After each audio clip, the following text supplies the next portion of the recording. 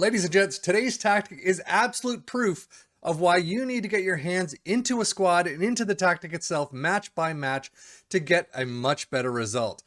This is a tactic that was created specifically for Newcastle, and we're using Newcastle, and we'll see how it works. Let's take a look.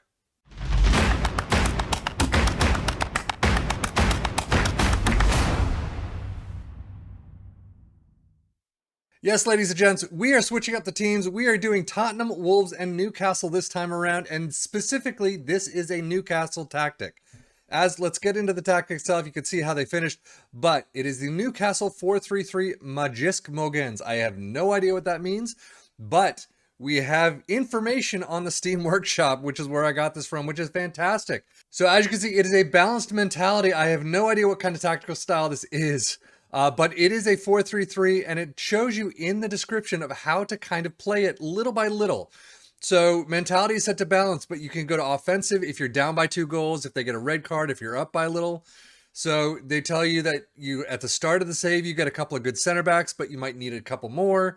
So they give you a little bit of information. It's not a huge drawn out, diatribe of things that you want to try or what you want to use, but according to the person who created, they're in season 3 and doing really well. And in the first 2 seasons, they were second in the league both times. So overall, doing a good job. But I wanted to do this in our own tactical style.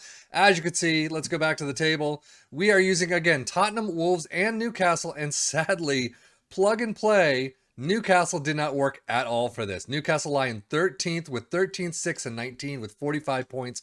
Only 6 points above relegation. Not great at all. Tottenham and Wolves doing much better though. 5th and 6th, 18, 9, and 11 with 63 points. And Wolves 11 points down with 52 at 14, 10, and 14. But overall, a Newcastle specific tactic just didn't work with Newcastle. And Everton, they still get the Conference League, but they're relegated dead last in the league. That is funny. I'm sorry if you're an Everton fan, but that is funny. But going back to the tactic itself, as you can see, it is a sweeper keeper in support, 2 wingbacks on each side in support, 2 central defenders in defend, a deep lying playmaker in defend, a Mazzala in attack, a box-to-box in support, inverted winger on the left in attack, a winger on the right in attack, and an advanced forward in attack up top.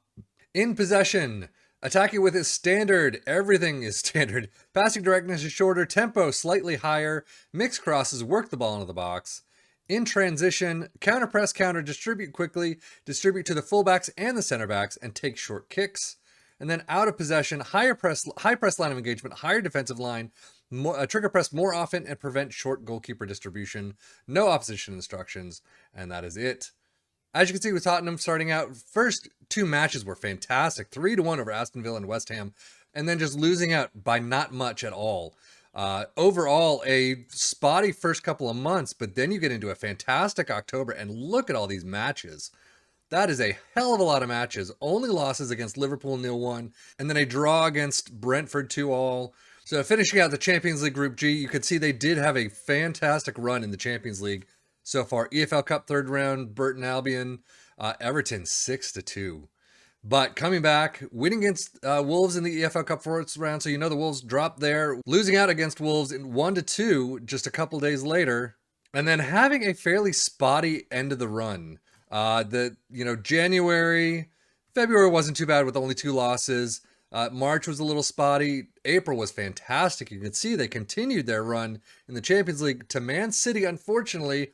2-1 at home, but losing out 0-2 away from home, and that drops them out. FA Cup semi-final, winning against Liverpool, and then winning a trophy, 2-0 over Brentford in the FA Cup final. And as you can see, they did lose out in the EFL Cup round. Where was that? Right here, 2-2 against Brentford, funny enough.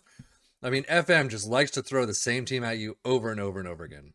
And finishing out with an FA Cup final, you've done fairly well with a single trophy. So I would say so far this tactic is not too bad. Wolves had a much tougher first half of the season. 6 wins in total. One of those was the EFL Cup 2nd round, and then you've got the EFL Cup 3rd round against Portsmouth. But overall, not great at all. Second half, you have a much stronger run.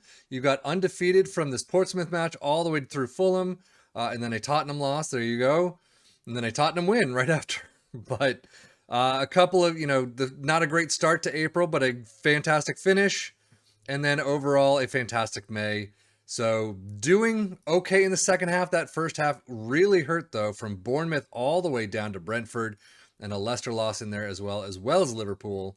So the first half of the season really did kill them to get any higher in the table, but they really did bring it up second half. They are in Europa spots, sixth place, I believe. So, a lot of these wins, a fantastic May and a fantastic end of April, they really did a great job into bringing up into that sixth spot. Without this, wow, that could have been a heck of a lot worse. And then Newcastle, they got crushed. Chelsea and Wolves, 6-3, 5-3. And then, I mean, the first half of the season, not great at all. 1, 2, 3, 4, 5, 6, 7 wins at least. But unfortunately, one of them against Rotherham. You got far too many losses here in this first half. And it doesn't look like the second half gets all that much better. You do lose out in the FL Cup fourth round against Aston Villa. FA Cup in the fourth round against Manchester United. A horrific February right there. But just spotty overall. 4-0 over Leeds, and then the rest of May is just awful. So yeah, Newcastle not doing all that well. Transfer-wise, you could see they did bring a couple of people in. Garang Kuol from Central Coast Mariners for 300k. Arden Jashari from Luzern, 4.4 million. Shakir from Trabzonspor for 16 million, and Javi Galan from Celta Vigo, 24.5. Loris Karius is out on a free. But they did send out a bunch on loan, as usual. Wolves transfers had no one. They didn't bring a single player in. And the only person out, Real Madrid, picking up Ruben Neves for 55 million. And they still didn't bring in anyone. Still, finishing in sixth, though, is not too bad for that. And then Tottenham picking up Coop Miners for 20.5 from Atalanta. Stefan de Vrij from Inter, 7.5. Maximilian Arnold from Wolfsburg, 27.5, and then Juan Bernat from PSG, 3.2. So they've been busier than we've seen in the past. And then out, we've only got Fagan Walcott for 215, and then Niall John for 105. Everyone else's loans. So overall, they've been pretty busy. So as we move to the Prem stats, most goals, you can see Newcastle, Tottenham, and Wolves all in there, 70, 64, and 61. Newcastle at 70. That is pretty interesting to see, as low down as they are. Fewest shots against Tottenham, most possession, you get the standard. Most dribbles made, Newcastle with 729. Fewest conceded, Tottenham with 41, and I believe they're here too, sixth place with 13 shutouts completely. And then most tackles won is Newcastle with 791, so they are doing the defensive efforts. Best passing completion, 89, 88. Most shots for Newcastle, Wolves, and Tottenham, 572 down to 535. So they're all kind of tight in there. And then most points per game, as you would expect. Tottenham in fifth, 166. Wolves tied with sixth with 137. And then there we go. Newcastle's Isaac with 23 goals. Second in the league against Holland's 49. Most assists, you got Trippier at Newcastle with 14. Heung-min Son with 13. And then, yeah, no one else. So most player of the match awards, Isaac with 5. And that's really it. You got some good passing completion rates by all three teams. Most dribbles made, Traore and St. Maximin from Newcastle. Fewest conceded, there you go. Shakir with 32 in 17. Ooh. And most shutouts, Hugo Lloris with 12. So overall, not too bad. Guedes with most tackles, 1. Most key passes, both number 1 and 2 with Matinho and Trippier, 128 and 118 apiece. Most shots, Isaac, there you go, 140. Dang. Raul Jimenez with 93, and then most goals, as we said, Isaac. So overall, I mean, this seems to be a little more balanced than the previous tactics with the other teams. So I'm kind of enjoying this so far.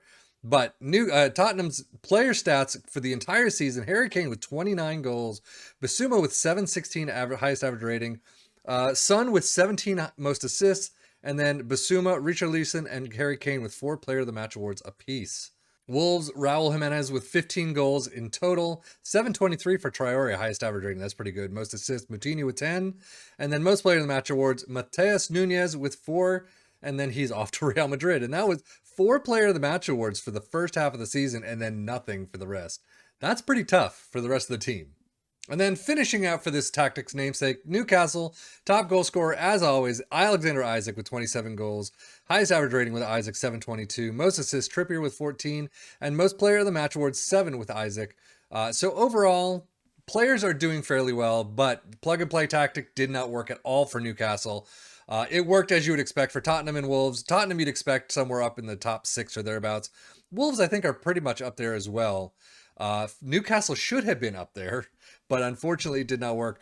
So this is definitely an example of where you need to get your hands into the mix, into the weeds, and you need to sit there match by match and manipulate things as the game goes on and you're scoring more, you're scoring less. You need to change things on your own to kind of get things in gear. So again, the description sort of tells you that it's not a long thing that they could have done, but it gives you something at least to start with.